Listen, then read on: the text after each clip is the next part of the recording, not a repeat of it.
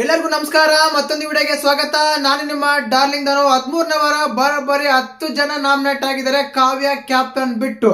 ಆದ್ರೆ ಈ ವಾರ ಪಕ್ಕಾ ಎಲಿಮಿನೇಷನ್ ಇರುತ್ತೆ. ಕಾರಣ ಏನಂದ್ರೆ ವೋಟಿಂಗ್ ಲೈನ್ ಓಪನ್ ಆಗಿದೆ. ಕಿಚ್ಚ ಸಾರು ಕಿಚ್ಚನ ಪಂಚಾಯತಿಲಿ ಬರ್ದೇ ಇದ್ರು ಕೂಡ ಮಿಡ್ ವೀಕ್ ಎಲಿಮಿನೇಷನ್ ಆಗ್ಬಹುದು ಅಂತ ಬಿಗ್ ಬಾಸ್ ಸರ್ ಒಂದು ಹಿಂಟ್ ಕೊಟ್ಟಿದ್ದಾರೆ. ಮತ್ತೆ ಹಿಂಟ್ ಎಲ್ಲ ಕೊಟ್ಟ ಮೇಲೆ ಸೋಮವಾರನೇ ನಾಮಿನೇಷನ್ ಕಂಪ್ಲೀಟ್ ಆಯ್ತು. ಫಸ್ಟ್ ಆಫ್ ಆಲ್ ಹಿಸ್ಟ್ರಿ ಅಂತ ಹೇಳ್ಬೋದು 12ನೇ ಸೀಸನ್ ನಲ್ಲಿ. ಏನಕ್ಕಂದ್ರೆ ಮಂಗಳವಾರನೋ ಬುಧವಾರನೋ ಕಂಪ್ಲೀಟ್ ಆಗ್ತಾ ಇತ್ತು ನಾಮಿನೇಷನ್ಸ್ ಒಂದು ಪ್ರೊಸೆಸ್. ಆದ್ರೆ ಈ ಸಲ ಮಾತ್ರ ಸೋಮವಾರನೇ ಕಂಪ್ಲೀಟ್ ಮಾಡಿ ನಾಮಿನೇಟ್ ಆಗಿರೋ ಇವರು ಯಾರು ವೋಟ್ ಮಾಡ್ತೀರಾ ಮಾಡಿ, ಯಾರು ಸೇವ್ ಮಾಡ್ಕೊಂತೀರ ಮಾಡ್ಕೊಳ್ಳಿ, ಯಾರು ಹೆಲ್ಮೆಟ್ ಮಾಡೋ ಕೂಡ ನೀವೇ ಹೆಲ್ಮೆಟ್ ಮಾಡ್ಬೋದು ಅಂತ ನಮ್ಮ ಕೈಯಲ್ಲಿ ಒಂದು ವೋಟಿಂಗ್ ಲೈನ್ ಇಟ್ಟು ಬಿಗ್ ಬಾಸ್ ಅವರು ವೋಟಿಂಗ್ ಲೈನ್ ಓಪನ್ ಮಾಡಿದ್ದಾರೆ. ಮತ್ತೆ ನೀವು ಯಾರಿಗೆ ವೋಟ್ ಮಾಡ್ತೀರಾ, ನಿಮ್ಮ ಫೇವರೇಟ್ ಯಾರಂತ ಕಮೆಂಟ್ ಮಾಡಿ ಮಾತಾಡೋಣ. ವೋಟಿಂಗ್ ಲೈನ್ ಬಗ್ಗೆ ಯಾರೆಲ್ಲ ಎಷ್ಟು ಪರ್ಸೆಂಟೇಜ್ ಬಂದಿದೆ, ಯಾರೆಲ್ಲ ಡೇಂಜರ್ ಝೋನ್ ಅಲ್ಲಿ ಇದ್ದಾರೆ, ಯಾರೆಲ್ಲ ಟಾಪ್ ಅಲ್ಲಿ ಇದ್ದಾರೆ, ಯಾರೆಲ್ಲ ಬಾಟಮ್ ಅಲ್ಲಿ ಇದ್ದಾರೆ, ಮನೆಗೆ ಹೋಗಕ್ಕೆ ರೆಡಿ ಆಗಿರೋರು ಯಾರು, ಕಂಪ್ಲೀಟ್ ಆಗಿ ಡೀಟೇಲ್ಸ್ ಆಗಿ ಮಾತಾಡೋಣ. ದಯವಿಟ್ಟು ಚಾನಲ್ ಯಾರನ್ನು ಹೊಸ ನೋಡ್ತಿದ್ರೆ ಮಿಸ್ ಮಾಡ್ದೇನೆ ಸಬ್ಸ್ಕ್ರೈಬ್ ಮಾಡಿ, ಲೈಕ್ ಮಾಡಿ, ಶೇರ್ ಮಾಡಿ. ಅದೇ ರೀತಿಯಾಗಿ DD TV ಕನ್ನಡ ಅಂತ ವಾಟ್ಸ್ಆಪ್ ಚಾನಲ್ ಲಿಂಕ್ ಇರುತ್ತೆ, ಹೋಗಿ ಜಾಯಿನ್ ಆಗಿ. ಅದರಲ್ಲಿ ನಿಮಗೆ ಅಫಿಷಿಯಲ್ ಆಗಿ ಅಪ್ಡೇಟ್ ಎಲ್ಲ ಸಿಗ್ತಾ ಇರುತ್ತೆ. ಇನ್ನು ಮುಖ್ಯವಾಗಿ ಮಾತಾಡೋಣ ವೋಟಿಂಗ್ ಬಗ್ಗೆ. ನಾನು ಸ್ಟಾರ್ಟಿಂಗ್ ಅಲ್ಲಿ ಹೇಳಿದೆ 10 ಜನ ನಾಮಿನೇಟ್ ಆಗಿದ್ದಾರೆ ಬರೋಬ್ಬರಿ ಅಂತ. ಬಿಗ್ ಬಾಸ್ ಪ್ರೀ ಪ್ಲಾನ್ಡ್ ಅಂತ ಹೇಳ್ಬೋದು.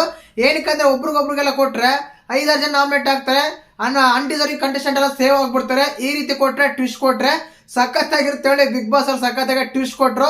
ಕಾವ್ಯ ಕ್ಯಾಪ್ಟನ್ ಬಿಟ್ಟು ಸುಮಾರಾಗಿ 6 ಜನ ಮೇಲ್ ಕಂಟೆಸ್ಟೆಂಟ್ ನಾಮಿನೇಟ್ ಆದ್ರೆ 4 ಜನ ಫೀಮೇಲ್ ಕಂಟೆಸ್ಟೆಂಟ್ಗಳು ನಾಮಿನೇಟ್ ಆಗಿದ್ದಾರೆ.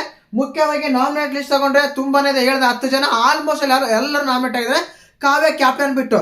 ಇನ್ನು ಬಾಟಮ್ 4 ತಗೋತೀನಿ. ಮೊದಲೇದಾಗಿ ಬಾಟಮ್ 4 ಅಲ್ಲಿ ಇರೋದು ಯಾರು, ಮನೆಗೆ ಹೋಗಿ ಡೇಂಜರ್ ಝೋನ್ ಅಲ್ಲಿ ಇವರೇ ಇರೋದಂತ ನಾನು ಹೇಳಕ್ಕೆ ಇಷ್ಟಪಡ್ತೀನಿ. ಮೊದಲೇದಾಗಿ ನೀವು ನಂಬಲೇಬೇಕು, ರಾಶಿ, ಸೂರಜ್ ಹಾಗೂ ರಘು ಈ 3 ಜನ ಬಾಟಮ್ 4 ಅಲ್ಲಿ ಇದ್ದಾರೆ. ಬಾಟಮ್ 4 ಅಂದ್ರೆ ಹೇಳ್ದಲ್ಲ, ಬಾಟಮ್ 4 ಅಂತ ತಗೊಂಡಾಗ ಈ ವಾರ ಮನೆಗೆ ಹೋಗಕ್ಕೆ 6ನೇ ಸ್ಥಾನದಲ್ಲಿ ಸ್ಪಂದನ, 7ನೇ ಸ್ಥಾನದಲ್ಲಿ ರಾಶಿ, 8ನೇ ಸ್ಥಾನದಲ್ಲಿ ಸೂರಜು, 10ನೇ ಸ್ಥಾನದಲ್ಲಿ ರಘು ಅಂತಾನೆ ಹೇಳಕ್ ಇಷ್ಟಪಡ್ತೀನಿ. ರಘು ಅವ್ರು ಕೂಡ ಯಾಕೋ ತುಂಬಾ ವೋಟ್ಸ್ ಎಲ್ಲ ಕಡಿಮೆ ಬರ್ತಾ ಇದೆ, ಗೊತ್ತಾಗ್ತಿಲ್ಲ. ಇದು ಮೊದಲ ದಿನದ ವೋಟಿಂಗ್ ರಿಸಲ್ಟ್, ಬದಲಾದ್ರೂ ಆಗ್ಬೋದು, ಹೇಳಕ್ಕಾಗಲ್ಲ ಖಂಡಿತವಾಗ್ಲು.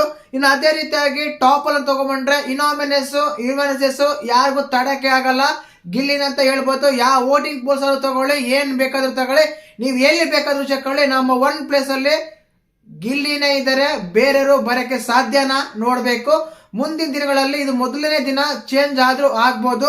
ಇನ್ನು 2ನೇ ಸ್ಥಾನದಲ್ಲಿ ಬಂದ್ಬಿಟ್ಟು ರಕ್ಷಿತ್ ಅವರು ಇದ್ದಾರೆ. ಹೌದು, ಲಾಸ್ಟ್ ವೀಕ್ ನೆಗೆಟಿವ್ ಆಗಿತ್ತು, ಅಂದ ತಕ್ಷಣ ಫ್ಯಾನ್ಸ್ ಅಲ್ಲಿ ಏನು ಕಡಿಮೆ ಆಗಿಲ್ಲ, ತುಂಬಾನೇ ವೋಟ್ಸ್ ಬರ್ತಾ ಇದೆ. ಇಲ್ಲಿಂದ ಬರ್ತಾ ಇದೆಯಾ, ಮುಂಬೈಯಿಂದ ಬರ್ತಾ ಇದೆಯಾ, ಎಲ್ಲಿಂದ ಬರ್ತಾ ಇದೆ ಗೊತ್ತಿಲ್ಲ. ಯಾವುದೇ ಪೋಲ್ಸ್ ನೋಡ್ಲಿ, ಯಾವುದೇ ಸೋಷಿಯಲ್ ಮೀಡಿಯಾ ನೋಡಿ ಸಖತ್ತಾಗೆ ವೈರಲ್ ಆಗ್ತಾ ಇದೆ ರಕ್ಷಿತ್ ಅವರು ನೆಗೆಟಿವ್ ಆರ್ ಪಾಸಿಟಿವ್.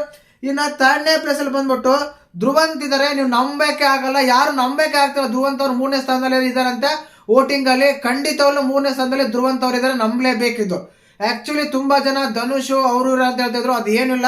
3ನೇ ಸ್ಥಾನದಲ್ಲಿ ಧ್ರುವಂತ್ ಅವರು ಇದ್ದಾರೆ. 4ನೇ ಸ್ಥಾನದಲ್ಲಿ ಬಂದ್ಬಿಟ್ಟು ಅಶ್ವಿನಿ ಗೌಡ ಇದ್ದಾರೆ. ಹೌದು, ಅಶ್ವಿನಿ ಗೌಡ ಕೂಡ ಬರ್ತಾ ಒಂದ್ ಸ್ವಲ್ಪ ಇನ್ಕ್ರೀಸ್ ಆಗ್ತಾ ಇದೆ. ತುಂಬಾ ಜನ ಹೇಳ್ತಾ ಇದ್ರು ಇವ್ರು ಯಾರಪ್ಪ ವೋಟ್ ಮಾಡ್ತಾರಂತ. ವೋಟ್ಸ್ ಬರ್ತಾ ಇದೆ.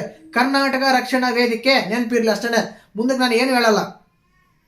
4ನೇ ಸ್ಥಾನದಲ್ಲಿ ಅಶ್ವಿನಿ ಗೌಡ ಹೇಳಿದೆ. 5ನೇ ಸ್ಥಾನದಲ್ಲಿ ಹೌದು ಧನು ಅವರು ಇದ್ದಾರೆ 5ನೇ ಸ್ಥಾನದಲ್ಲಿ. ಪರ್ಫಾರ್ಮೆನ್ಸ್ ಬೇಸ್ ಹೋದ್ರೆ ಸ್ವಲ್ಪ ಕಡಿಮೆ ಆಗ್ತಾ ಇದೆ, ಬಟ್ ವೋಟ್ಸ್ ಮಾತ್ರ ಬರ್ತಾ ಇದೆ. ಸೀರಿಯಲ್ ಕ್ಯಾಟಗರಿಯಿಂದ ಬೇರೆ ಕ್ಯಾಟಗರಿಯಿಂದ ಸಖತ್ತಾಗಿ ಬರ್ತಾ ಇದೆ ಅಂತ ಹೇಳ್ಬೋದು, ಗೊತ್ತಿಲ್ಲ. ವೋಟ್ ಅಂತೂ ಸಿಗ್ತಾ ಇದೆ. ಇನ್ನು 5ನೇ ಸ್ಥಾನದಲ್ಲಿ ಧನು ಹೇಳಿದೆ. 6ನೇ ಸ್ಥಾನದಲ್ಲಿ ಬಂದ್ಬಿಟ್ಟು ಸ್ಪಂದನ ಅವರು ಇದ್ದಾರೆ. 6ನೇ ಸ್ಥಾನದಲ್ಲಿ ಮಾಳು ಬರ್ಬೋದು, ಸ್ಪಂದನ ಬರ್ಬೋದು. ಆಲ್ಮೋಸ್ಟ್ ಆಲ್ ಇಬ್ಬರಿಗೂ ಸೇಮ್ ವೋಟಿಂಗ್ ಲೈನ್ ಇದೆ, ಇಬ್ಬರಿಗೂ ಸೇಮ್ ಅಲ್ಲಿ ವೋಟ್ಸ್ ಎಲ್ಲ ಬರ್ತಾ ಇದೆ ಖಂಡಿತವಾಗ್ಲು. ಮಾಳು ಸ್ಪಂದನ ತಗೊಂಡ್ರೆ ಇನ್ನು 7ನೇ ಸ್ಥಾನದಲ್ಲಿ ಸ್ಪಂದನ ತಗೊಳ್ಳಿ, 6ನೇ ಸ್ಥಾನದಲ್ಲಿ ಮಾಳುನೇ ಹಾಕೊಳ್ಳಿ. 7ನೇ ಸ್ಥಾನ ಸ್ಪಂದನ, 8ನೇ ಸ್ಥಾನ ಬಂದ್ಬಿಟ್ಟು ರಾಶಿ, 9ನೇ ಸ್ಥಾನ ಬಂದ್ಬಿಟ್ಟು ಸೂರಜು, 10ನೇ ಸ್ಥಾನದಲ್ಲಿ ರಘು ಇದ್ದಾರೆ. ಬಟ್ ರಘುಗೆ ಇನ್ನು ವೋಟ್ ಬರುತ್ತೆ. ಇದು ಮೊದಲೇ ದಿನವಾಗಿರೋ ಕಾರಣ ಕಡಿಮೆ ಆಗಿರ್ಬೋದು, ಬಟ್ ಸಖತ್ತಾಗಿ ವೋಟ್ ಬರುತ್ತೆ. ನನ್ನ ಪ್ರಕಾರ ಈ ವಾರ ಮನೆಗೆ ಹೋಗೋದು ಯಾರಂತ ಕೇಳೋದಾದ್ರೆ ಖಂಡಿತವಾಗ್ಲೂ 3 ಹೆಸರು ಹೇಳ್ತೀನಿ. ಈ 3ರಲ್ಲಿ ಯಾರಾದ್ರೂ ಬಿಗ್ ಬಾಸ್ ಮನೆಯಿಂದ ಈ ವಾರ ಎಲಿಮಿನೇಟ್ ಆಗಬಹುದು. ಮೊದಲನೇದಾಗಿ ಸ್ಪಂದನ, 2ನೇ ಬಂದ್ಬಿಟ್ಟು ರಾಶಿ, 3ನೇ ಬಂದ್ಬಿಟ್ಟು ಸೂರಜ್. ಈ 3ರಲ್ಲಿ ಯಾರಾದ್ರೂ ಬಿಗ್ ಬಾಸ್ ಮನೆಯಿಂದ ಈ ವಾರ ಎಲಿಮಿನೇಟ್ ಆಗ್ಬಹುದು. ದಿಸ್ ಇಸ್ ಮೈ ಪ್ರಿಡಿಕ್ಷನ್ ಅಂತ ಹೇಳಕ್ ಇಷ್ಟಪಡ್ತೀನಿ. ವೋಟಿಂಗ್ ಪ್ರಕಾರ ಕೂಡ ಇವರೇ ಇರ್ತಾರೆ. ನೀವು ಸೋಷಿಯಲ್ ಮೀಡಿಯಾ ತಗೊಂಡಾಗ ಸೂರಜ್ ಹೆಸರು ಎಲ್ಲೂ ಕಾಣ್ತಾ ಇಲ್ಲ ಗುರು, ಎಲ್ಲಿದೆ ಸೂರಜ್ ಅಂತಾನೆ ಕೇಳ್ಬೋದು. ಅದೇ ರೀತಿಯಾಗಿ ಸ್ಪಂದನ ವೋಟ್ ಬಂದೇ ಇದ್ರು ಕೂಡ ಇವರು ಏನಂತೀವಿ ನಾವು ಆಟ ಇಲ್ಲ ಇದಿಲ್ಲ ಅದರಿಂದ ಕಳಿಸ್ಬೋದು. ಅದೇ ರೀತಿಯಾಗಿ ಮಾಳಿಗೆ ಓಟ್ ಬರ್ತಾ ಇದೆ, ಬಟ್ ಉಳಿಸ್ತಾರ ಬಿಗ್ ಬಾಸ್ ನೋಡ್ಬೇಕು. ಈಗೀಗ ತುಂಬಾ ಬದಲಾವಣೆ ಆಗ್ತಿದ್ರೆ ಆಟ ಆಡ್ತಿದಾರೆ ಅಂತಾನೆ ಹೇಳ್ಬೋದು. ಅದಾದ್ಮೇಲೆ ರಾಶಿ ಅಷ್ಟೇನೆ, ರಾಶಿಗಳು ಅಷ್ಟೇನು ಸಿಗ್ತಾ ಇಲ್ಲ ಓಟು. ಫ್ಯಾನ್ಸ್ ಬೇಸ್ ಸ್ವಲ್ಪ ಇದೆ, ಬಟ್ ಅದನ್ನ ಬೇರೆಯವ್ರಿಗೆ ಕಂಟೆಸ್ಟೆಂಟ್ ನೆಗೆಟಿವ್ ಮಾಡೋದಲ್ಲೇ ಬಿಸಿ ಆಗಿದ್ದಾರೆ ಅವರು. ಅವ್ರ ಕಂಟೆಸ್ಟೆಂಟ್ ಉಳ್ಸ್ಕೊಳ್ಳೋಕೆ ಪ್ರಯತ್ನ ಪಡ್ತಾ ಇದಾರ ಅಂತ ಗೊತ್ತಿಲ್ಲ. ಖಂಡಿತವಾಗ್ಲು ಅದೇ ಆಗ್ತಾ ಇದೆ. ಹೇಳ್ದಲ್ಲ, ಬಾಟಮ್ 3 ಅಂದ್ರೆ ಈ ವಾರ ಮನೆಗೆ ಹೋಗೋಕೆ ಯಾರು ಹೋಗ್ಬೋದು ಅಂತ ಕೇಳೋದಾದ್ರೆ ನನ್ನ ಪ್ರಕಾರ ಸ್ಪಂದನ, ರಾಶಿ, ಸೂರಜ್ ಈ 3 ಜನದಲ್ಲಿ ಯಾರಾದ್ರೂ ಒಬ್ರು ಈ ವಾರ ಎಲಿಮಿನೇಟ್ ಆಗ್ಬೋದು ಅಂತ ಹೇಳ್ತೀನಿ. ವೋಟಿಂಗ್ ಅನಾಲಿಸಿಸ್ ಇದೆ, ಇನ್ನೊಂದ್ಸಲ ಹೇಳ್ಬೇಕಾದ್ರೆ ಕೇಳಿಸ್ಕೊಂಡ್ಬಿಡ್ತೀನಿ, ಹೇಳ್ತೀನಿ ಕೇಳಿಸ್ಕೊಳ್ಳಿ.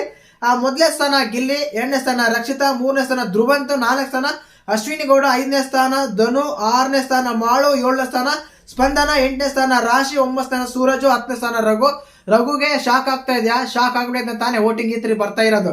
ಖಂಡಿತ ಅವರು ಚೇಂಜಸ್ ಆಗುತ್ತೆ. ನೋಡೋಣ ನಾಳೆ ಯಾವ ರೀತಿ ಇರುತ್ತೆ ಅಂತಲ್ಲ.